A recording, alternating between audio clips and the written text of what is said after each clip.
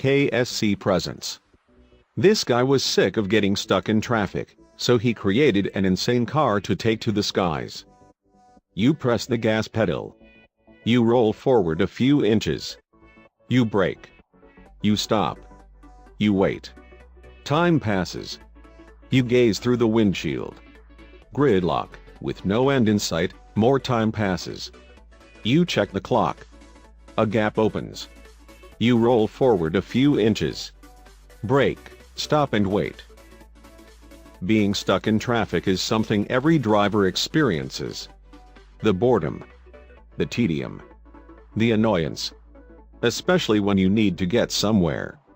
Time spent in traffic is dead time. Time you'll never get back. Time that could be spent doing something fun. Or something productive. Or something relaxing. Time that would probably be better spent doing just about anything else. So how much time exactly do we spend in traffic? Well, a 2015 study from the Texas A&M Transportation Institute calculated that American commuters endure an average of 42 hours, the rough equivalent of one working week, stuck in gridlock every year. And in big conurbations such as Washington, D.C., Los Angeles and San Francisco, that number nearly doubles. But U.S. traffic jams are a minor inconvenience compared to the gridlock horror of the Philippines. According to a 2017 study by Boston Consulting Group, motorists in metropolitan Manila spend an average of 66 minutes per day stuck in traffic, equivalent to around 7 working weeks per year. And that doesn't even include the 24 additional minutes then spent finding somewhere to park. The Philippines has a thriving economy and cheap credit, a combination that is driving up car sales. However, the road infrastructure there cannot cope with the influx of new vehicles. And the country's rail network, too, is failing to meet demand. None of these problems are unsolvable. But none of them are likely to be solved anytime soon either, which is leading some to consider radical solutions. One such person is Kyxz Mendiola, the brains behind Koncepto Millenya, a collection of entrepreneurs and inventors experimenting with electric vehicle technology. Mendiola is a resident of Quezon City, the most populous place in the Philippines and one of the 16 cities that together make up heavily congested Metro Manila. Frustrated with the traffic problems in his home city, Mendiola spent more than half a decade developing an electric vehicle that will enable drivers to avoid gridlock entirely. Indeed, his futuristic invention might just transform urban transportation. But even if it doesn't, it has enormous recreational potential. First and foremost, his vehicle is fun. It's a flying car type of vehicle that uses drone technology or multi-copter technology to fly, Mendiola told the Daily Mail. It's like a drone car. As well as resembling a giant drone, the incredible flying machine looks like something out of a Batman movie. The propeller-driven vehicle weighs 154 pounds and consists of an aluminum and carbon fiber frame. It contains an electronic flight controller and is powered by batteries. According to Mendiola, its battery redundancy system allows the vehicle to continue flying if a battery fails or goes flat.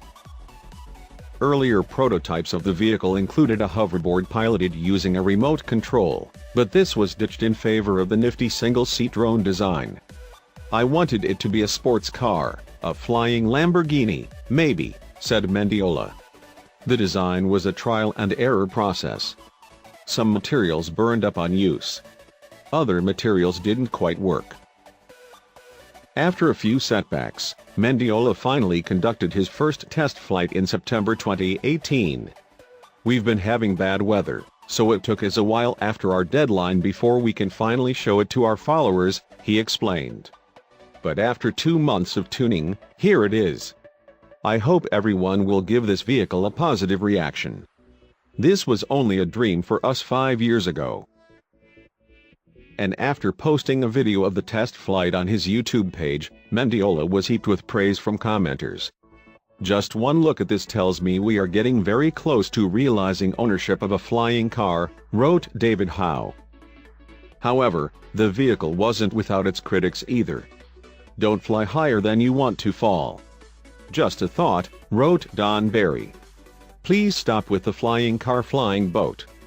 If it flies it's an aircraft, Drew Earthling commented. In this case it's a death trap. This thing is laughable at best, added Big D. As a pilot, I can tell you it only takes 1 second before you are upside down. Indeed, there are a few technical issues with the vehicle. For one thing, the batteries only allow for a maximum of 15 minutes of flight.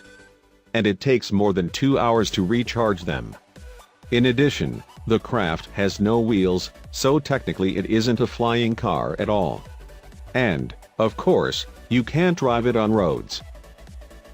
More generally, the concept of flying cars has been rubbished by entrepreneur Elon Musk during a YouTube interview with comic Joe Rogan. If you want a flying car, just put wheels on a helicopter, he said. Explaining that propeller-driven toy drones tend to be loud and blustery, he added, your neighbors are not going to be happy if you land a flying car in your backyard or on your rooftop. Nonetheless, the dream of flying cars is an old one, and one that is not about to die. In fact, one of the world's earliest inspirations for the flying car was a single-seater airplane developed by industrialist Henry Ford in 1926. The program was eventually scrapped, but that didn't stop Ford from dreaming on. Mark my word, a combination airplane and motorcar is coming, he reportedly said in 1940, according to Popular Science. You may smile, but it will all come. Today, a company that might be about to realize that dream is Terrafugia. In 2006 the firm started developing a road-ready airplane with folding wings called the Terrafugia Transition. 3 years later, it unveiled a prototype. And in September 2018 the company announced it would begin accepting orders for the vehicle shortly. In the same month, the Japanese government announced a new flying car venture. It could involve drone couriers and flying taxi services being booked straight from your smartphone. A blueprint for the project is currently under development by several academics, technology and transport corporations, including NEC and Nippon Airways. Meanwhile, Mendiola hopes to develop and market a 2-seater model of his vehicle. Perfect for personal land survey, or for simply enjoying some recreational flying, he wrote on his YouTube channel. With almost zero maintenance and very easy to fly, it's the perfect personal flying machine. I believe a single individual is capable of many things if you really put your mind, heart and soul to accomplish your goals, Mendiola continued. This is for all the big dreamers out there, never stop pursuing and make all your dreams come true. Indeed, whatever the future holds, and whether or not he beats the traffic, Mendiola has already achieved something special. Thank you for watching. And don't forget to subscribe.